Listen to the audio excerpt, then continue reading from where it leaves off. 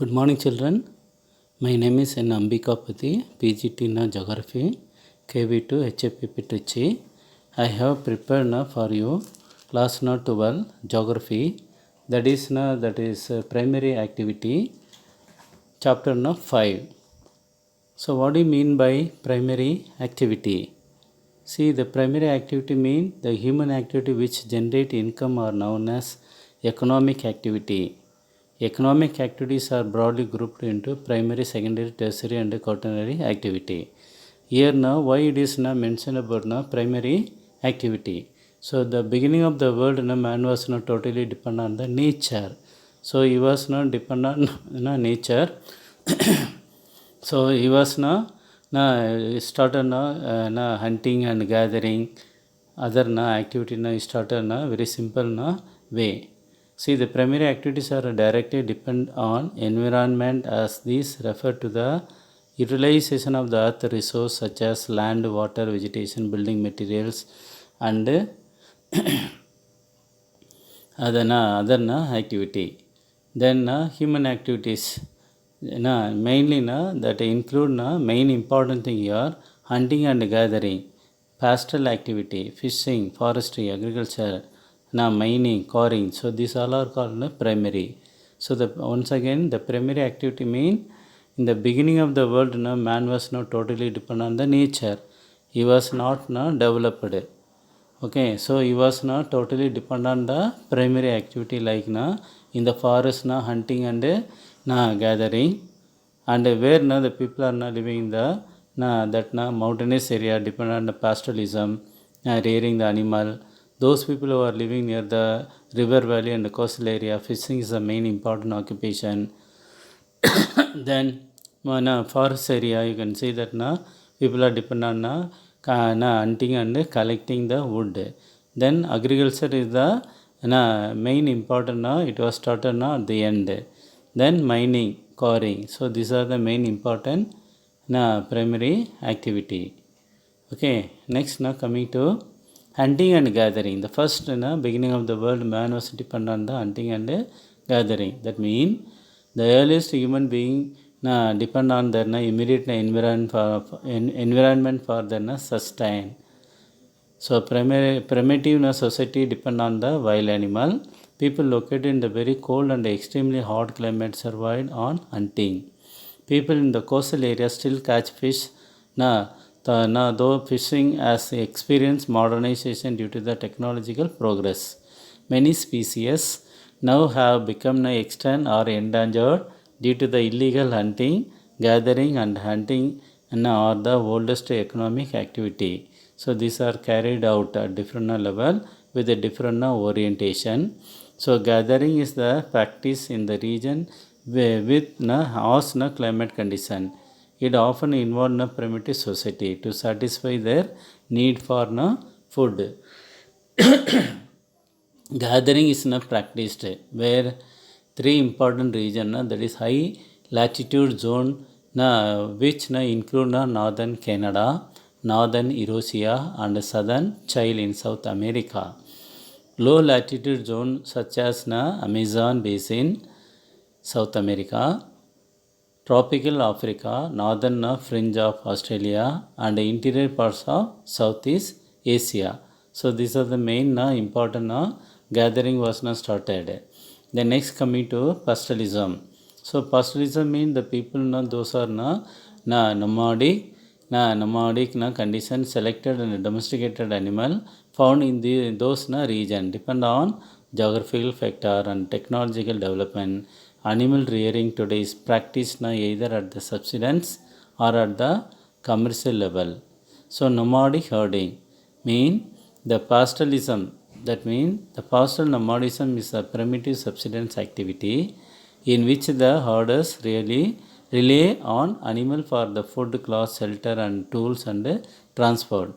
They move from one place to another along with their livestock depending on the amount of quality of pasture and water. Each nomadic community occupy a well-identified territory as a matter of tradition. A wide varieties of animal kept in different region. tropical Africa. Like cattle are the most important livestock, while in Sahara and Asiatic desert, sheep, goat and camel are one of the main important animal they are rearing. In the mountains area, you can see that Tibet and Andes Andes mountain York and lemurs, and in the Arctic subarctic area, reindeer are the most important animal. So pastoral nomadism is associated with the three important regions. One is the core region of Atlantic shore of North Africa eastward across the Arabian Peninsula to into Mongolia and central China. Second region that is the Tundra region, Eurasia. In the southern hemisphere, there are small area in southwest Africa and on the island of Madagascar. Then transhumant. What do you mean by the word transhumant? Transhumant mean the nomadic people who are not dependent on their animal. Their entire economic activities are totally dependent on the animal only. So that they must not take care about their animal. So they move from along with their animal now from one place to another place in order to search fodder and water. So the process of migration from plain area to pasture on the mountain during summer, and again from the mountain pasture to the plain area during winter is known as transhumant. So these people having different name, they're now having some title. So you can find out now in India, for example, Himalayas, Gurjar, Bakarwala, Gadis, and Bhutias migrate from the plain to the mountain in the summer and the plain from the high altitude pasture in the winter. Similarly, in the Tundra region, nomadic herders move from south to north in summer and from north to south in winter. The number of pastoral nomadies has been decreasing and a area operated by them shrinking. Why it is happening? Because once upon a time, the entire world, this pastoralism was carried out vast scale. But today you can see that it was very limited only. You can find out only few pocket in the world, because many countries got complete independent. They are having political boundaries. So the political boundaries restricting the people cross over. So that is why many people lost their that traditional occupation. Some of them migrated to other city, and they started working in the industry and other activity. So this main due to imposition of political boundaries, new settlement planned by the different countries. Then commercial livestock rearing.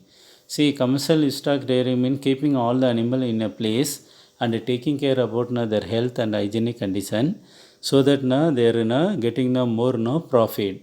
So commercial livestock rearing. So you take for example North America, Australia. So in this place you can see that this is called ranches. Each big area that called ranches. Each ranches are divided into number of parcel. Each parcels they can allow only regulate that grazing the animal only few number only. So each parcels are over. Then one by one they move from other. Then when they are finishing the last one, the other parcels are getting ready, so that they can feed the fodder for the animal. So this is more common in North America, Australia and New Zealand. Rearing of animal ranching is organized on a scientific basis. The main emphasis on the breeding, genetic improvement, disease control and health care of animal. So it is more common in the world in New Zealand, Australia, Argentina in South America, Uruguay and the United States of America are the important countries where commercial livestock rearing is practiced. They used to take much more animal health care. So veterinary doctor weekly once visit and taking care about this animal. So these animals are given such a wonderful that fodder crop which make them so fatty. So that they are getting more profit from the animal.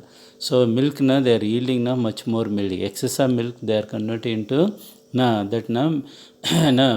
converting into value product. Then they are exporting and they are getting much more profit. Now coming to agriculture. So agriculture is one of the most important occupation in the beginning of the world. So agriculture is more than 4,000 years very old. So agriculture activities are based on the method of farming. Different type of crops are grown and livestock raised. So mainly agriculture system it can be grouped into two categories. One is primitive subsistence agriculture and intensive subsistence agriculture. Primary subsistence agriculture mean so the people those who cultivate for the family they will not sell for the market. Whatever they are consuming for the family only. They used to follow very simple method only. There is no any scientific method. Then subsistence farming and intensive farming. So intensive farming mean the modern method. Now we will discuss now again. Now in the primitive subsistence farming now comes under shifting cultivation. Shifting cultivation is also called slash or boning. So this type of activities are now followed in the mountainous and the tribal area. And these people are they are doing the work with primitive tools such as stick and hose. One of the major problem of shifting cultivation is that the cycle of zooms become less and less due to loss of fertility in different parcel. It is prevalent in tropical region in different name. Zooming in northeastern state of India. You can see the northeastern hilly regions of that seven sister, that Assam, Meghalaya, Manipur, and the Tripura.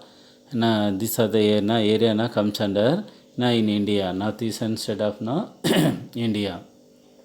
Then Milpa in Central America and Mexico and Mexico and Ladang in Indonesia and Malaysia. So it has a different name in different world about zooming. Then intensive subsistence farming. Just now I told you so intensive farming mean it is more common where high population found in the world.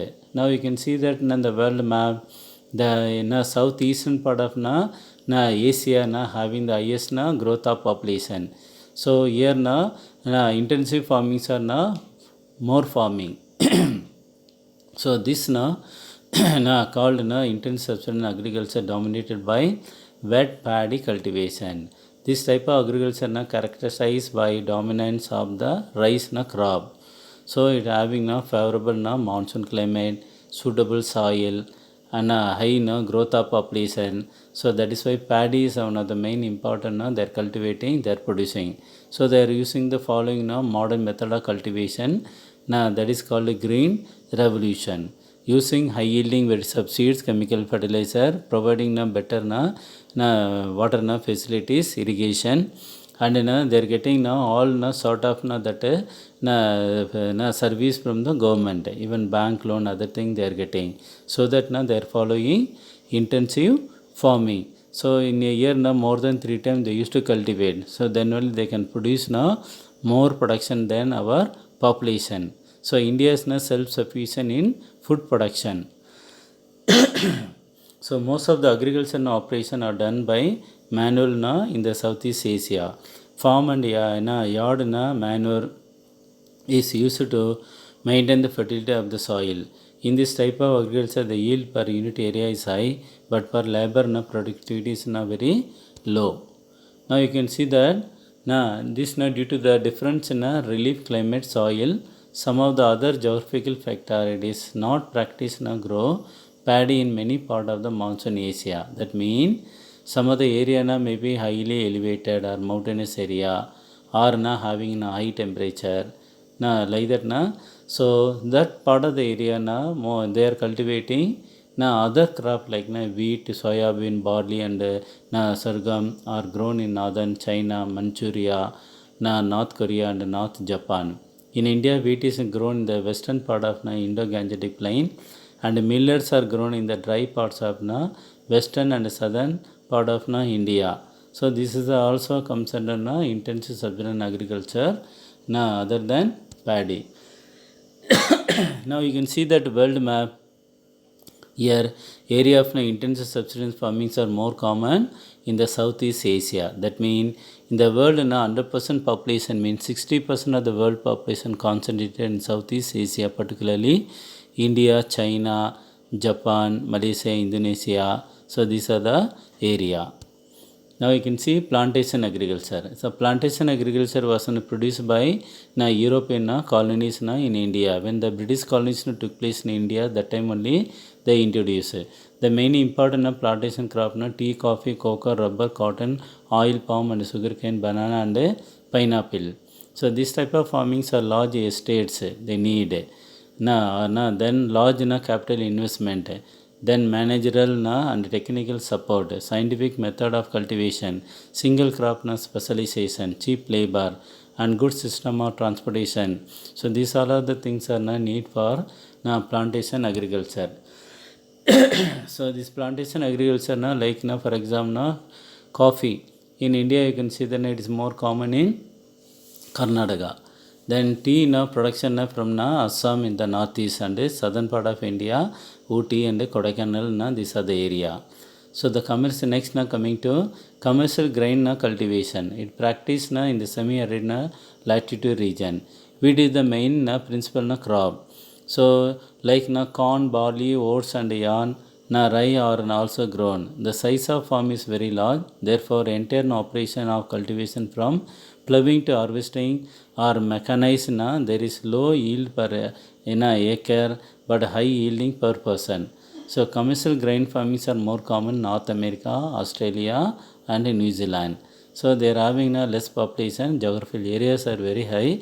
Each farmer is having more than 1000 acre of land. So these lands are modified, controlled by all the work done by only machine only. That is why at a time they can harvest a single crop, monocrop. That is why Canada is known as a wheat basket of the world. And mostly they are developed Eurasian steppe, that Canadian and American prairies, pampas of Argentina, the well of South Africa and Australia, the down and Canterbury plain of New Zealand. See here you can see that cocoa, coffee African continent, then banana, sugar that West Indies. Okay, then tea gardens you can see in India, northeast and southern part of India. Then coconut like Malaysia. Like that rubber Malaysia, you can see Malaysia also. Okay, then mixed farming. What do you mean by mixed farming? So cultivation of more than one crop in order to get more fertility, soil fertility, number one. Second one is when the crop is failure, they may get profit from other crop. So by this method what happen? Soil fertility will be improved so that we can cultivate any other crop. So these mixed farmings are now more common in northwestern Europe, eastern and North America, parts of Eurasia. These are the regions. Then dairy farming. So dairy is one of the main important industry in the western Europe, Australia, New Zealand and Canada. So mainly important here they are keeping all the animals in a shed. They are having all facilities like storage facilities for fodder, feeding and mulching. Machines added to the cost of dairy farming. Special emphasis is laid on cattle breeding. Healthcare and veterinary service are provided. So by this method what happened? They are keeping all the animal in a place and taking care, and they are yielding much more milk, so that they are getting much more profit. The development of transportation, refrigeration, then pasteurization and other preservation process have increased the duration of storage of various dairy product. So important regions in the world the largest in northwestern Europe, second that is Canada, and third one is the belt influence southeastern Australia, New Zealand and Tasmania. Then Mediterranean agriculture. Now you can see that the Mediterranean agricultures are mostly found in southern part of south of that Europe, Spain, France and Italy. Some of the region North America, that California. So these are the places having that Mediterranean climate. These climates are more suitable for cultivation of fruits. Mainly now you can see that California, central soil, southwestern part of South Africa and southwestern part of Australia, and these regions are important for supply of citrus fruits. So cultivation of fruits that is called viticulture. So in the Mediterranean region you can see that they are cultivating grapes. Now they are that grape that vast area is called vineyard. So grapes, olive, citrus, like many fruits they are cultivating. So the advantage of Mediterranean agriculture that more valuable crops such as fruits and vegetables are grown in winter when there is a great demand in the European and North American market. Coming to market gardening and horticulture. So horticulture means nothing but cultivation of fruit, vegetable and flower that is called horticulture. And here the people market gardening more they develop in the urban market. Farms are small and located where there is a good transport link with the urban center where high income groups consumer is located. So mostly you can see that these are the areas they used to cultivate wherever that industrial region, high thickly populated region. So northeastern United States of America, Mediterranean region. The Netherlands specialize in growing flowers and horticulture crops, especially tulips, which are flown to all major cities of Europe. Next, coming to truck farming. So truck farmings are more famous in Europe. So farmers are they are specialized in cultivation of vegetable. They used to carry all the vegetable overnight by a truck for long distance. So that's why it is called truck farming. Next, coming to cooperative farming. Cooperative farmings are more common, well developed in Europe. So all these farmers and cooperative society by pooling their resource voluntary for more efficient and profitable farm. Individual farms are remain intact and farming is a matter of cooperative initiative. So all people know that pooling their what are the resource and their whatever they are getting profit and equally they are getting equal profit. So cooperative societies are well developed European countries, particularly that countries like Denmark, Netherlands, Belgium, Sweden, Italy. So Denmark it is one of the movement has been so successful that practically every farmer is a member of cooperative society. Collective farming. So it was introduced in the Russia. Then after some time what happened, it was collapsed. So here also that collective farmings or the model of Kolgos was introduced elsewhere Soviet Union to improve upon the efficiency of the previous method of agriculture and to boost agriculture production for self-sufficient. The farmers used to pool in all their resources like land, livestock and labor. However, they were allowed to retain a very small plot to grow the crop in order to meet their daily requirement. So it was failure in Russia.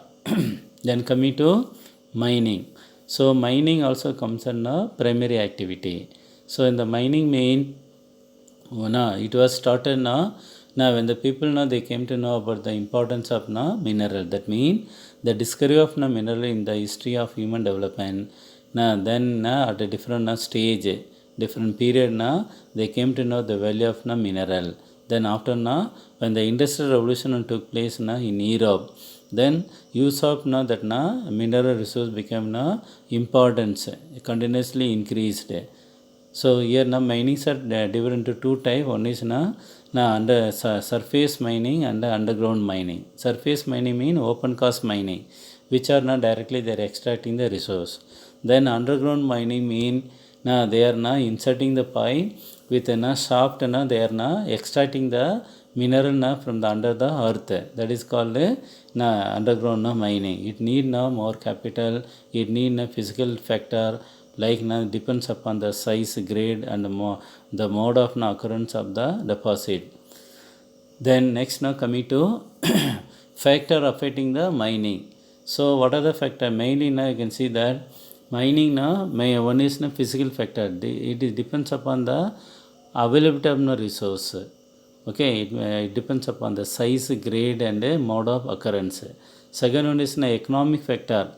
The demand na mineral. That means technology available and how to use it.